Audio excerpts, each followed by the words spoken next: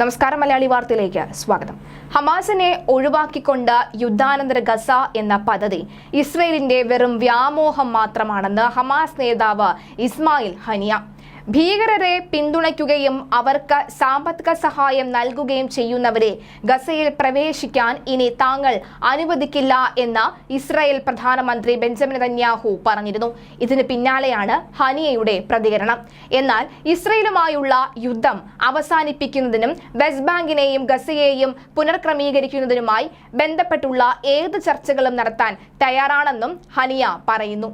ജെറുസലേമിനെ തലസ്ഥാനമാക്കി സ്വതന്ത്ര രാജ്യം രൂപീകരിക്കണമെന്ന പലസ്തീൻ ജനതയുടെ ആവശ്യങ്ങൾ അംഗീകരിച്ചുകൊണ്ടുള്ള ചർച്ചകളും തങ്ങൾ അംഗീകരിക്കുന്നതായി ഹനിയ വ്യക്തമാക്കി. അതേസമയം ഹമാസ് ഭീകരർക്കെതിരെ വിജയം നേടുന്നതുവരെ ഗസയിൽ യുദ്ധം തുടരുമെന്നും ഒരു ശക്തിയും ഇസ്രായേലിനെ തടയാൻ സാധിക്കില്ല എന്നും ബെഞ്ചമിൻ നെതന്യാഹു പറഞ്ഞു. ഹമാസിന്റെ അവസാനം വരെ ഈ പോരാട്ടം തുടരും. ഇതിൽ മറ്റ് ചോദ്യങ്ങളൊന്നുമില്ല. വലിയ വേദന അനുഭവിച്ചവരാണ് ഞങ്ങൾ. ഒരു അന്താരാഷ്ട്ര സമ്മർദ്ദത്തിനും ഇനി ഇസ്രായേലിനെ പിന്തിരിപ്പിക്കാൻ കഴിയില്ല എന്നും ഹമാസിന്റെ അവസാനം എന്നതിൽ കുറഞ്ഞ ഒരു ലക്ഷ്യവും ഇനി ഇസ്രായേലിന് ഇല്ല എന്നും നെതന്യാഹു പറയുന്നു. ഗസയിലെ ഹമാസിന്റെ തുരങ്കങ്ങളിലേക്ക് ഇസ്രായേൽ സൈന്യവും കടൽ വെള്ളം പമ്പ് ചെയ്യാൻ ആരംഭിച്ചതിന് പിന്നാലെ വലിയ തോതിലുള്ള പ്രതിഷേധവും ഇസ്രായേൽ തന്നെ തുടരുകയാണ്. കാരണം ഈ തുരങ്കങ്ങൾക്കകത്ത് തന്റെ ഉറ്റവരും ഉടയവരുമുണ്ട് എന്ന തരത്തിൽ ബന്ദികളാക്കപ്പെട്ടവരുടെ ബന്ധുജനങ്ങൾ ഇസ്രായേൽ തെരുവുകളിൽ ഈ വലിയ പ്രതിഷേധം നടത്തി വരികയാണ്. ഇസ്രായേൽ സൈന്യത്തിന്റെ മിലിറ്ററി ഓപ്പറേഷനെ കുറിച്ചുള്ള US ഉദ്യോഗസ്ഥരുടെ വാക്കുകളെ ഉദ്ധരിച്ച് ദി വാൾ സ്ട്രീറ്റ് ജേർണൽ ഇക്കാര്യം റിപ്പോർട്ട് ചെയ്തിരുന്നു. ഇക്കാര്യത്തെക്കുറിച്ച് പ്രതികരിക്കാനായി ഇസ്രായേൽ പ്രതിരോധ മന്ത്രിയുടെ വക്താവിനെ സമീപിച്ചെങ്കിലും അദ്ദേഹം അതിന് വിസമ്മതിക്കുകയായിരുന്നു.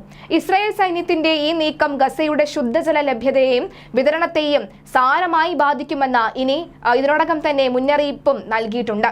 ഗസയിലെ ഹമാസിന്റെ തുരങ്കങ്ങൾ കടൽ വെള്ളം പ്രയോഗിച്ച് തകർക്കാൻ ഇസ്രായേൽ പദ്ധതി ഇടുന്നെങ്കിൽ അത് വലിയ ക്രൂരതയാണ് എന്നും യുദ്ധക്കുറ്റമാണെന്നും UN-ലെ റഷ്യയുടെ ആദ്യ ഡെപ്യൂട്ടി സ്ഥിരാംഗമായ ദിമിത്രി പെലാസിൻകി നേരത്തെ തന്നെ പറഞ്ഞിരുന്നു. UN സുരക്ഷാ കൗൺസിൽ യോഗത്തിലാണ് ഈ പെല്യാൻസിക്കി തന്റെ നിലപാടും ആശങ്കയും അറിയിച്ചത്.